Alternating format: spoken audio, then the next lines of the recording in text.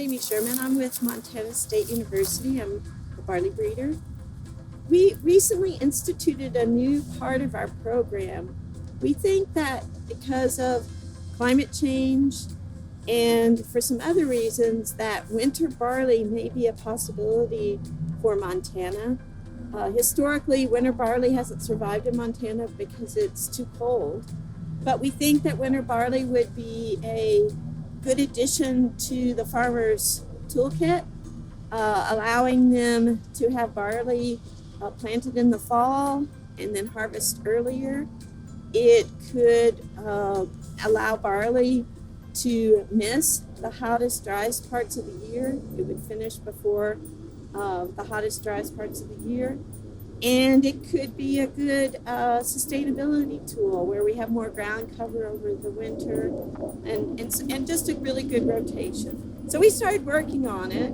And to make barley more cold tolerant, we got material from a collection of lines held in Russia that was created by a famous plant breeder named Vavilov. He went around the world and collected all sorts of material, not just barley, but one of the things he did was collect barley from the coldest parts of the world. And we have that material thanks to his work. And we've made crosses. We tested that material over several years. We picked the material that was the most cold tolerant in Montana, and we've made crosses with it. And the results of that work you see here. This is a very early generation, so this material is only at F4, so it's only been inbred for 4 generations. And it's from those original crosses. And you can see that it's varying for a lot of different things. We have some 2-row material, we have some 6-row material, we have on material, but it's highly variable. So this is very early stages in the breeding program. Right now, we just wanted to see whether it would survive or not. And you see we could have some survival. There's a lot of variation in height, so some of those tall lines we might be able to make into a good forage line. First step, get it to survive, and then we'll start selecting for material that is the quality that we want and more adapted to Montana.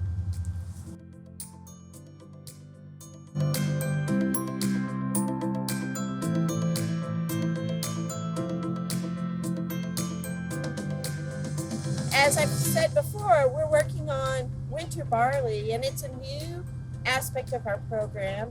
There wasn't really a winter barley breeding program before we restarted this.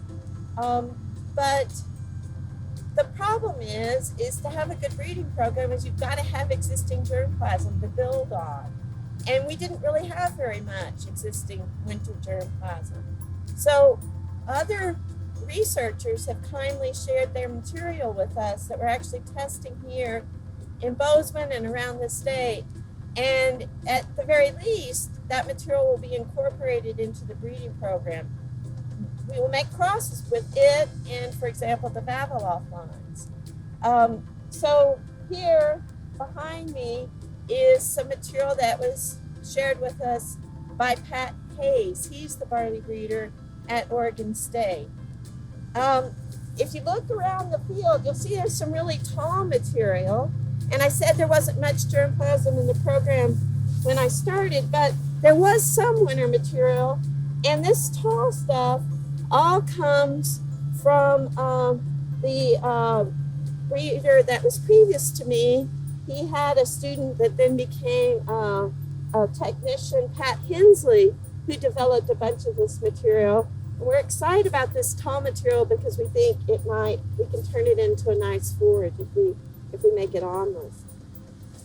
And then this material comes from a trial that's funded by the American Malting Barley Association. It's called the Low Temperature Tolerance Trial.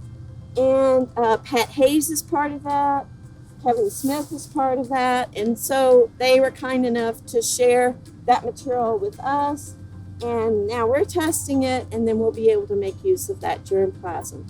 So it's something that breeders commonly do. They gather germplasm from around the world, they test it in their location, and then they can use it in their crosses to adapt it to their location. We want to thank our sponsors. The work we do is labor intensive and expensive and would not be possible without their support. Our largest support comes from the growers of Montana through checkoff dollars administered by the Wheat and Barley Committee. They've supported both spring barley and the development of winter barley. Industry support comes from the American Malting Barley Association and Brewers Association. New Belgium, with interest in sustainable production, has supported our drone program. A USDA NIFA CARE project supports student projects that have worked on malt quality and abiotic stress resistance. Our success is dependent on your support, and we thank you. The best breeding ideas come from our stakeholders. So please reach out to us with your ideas. And of course, if you have any questions, a good place to catch me is through my email. Check us out through social media. And I hope sometime soon we'll be able to actually see each other face to face.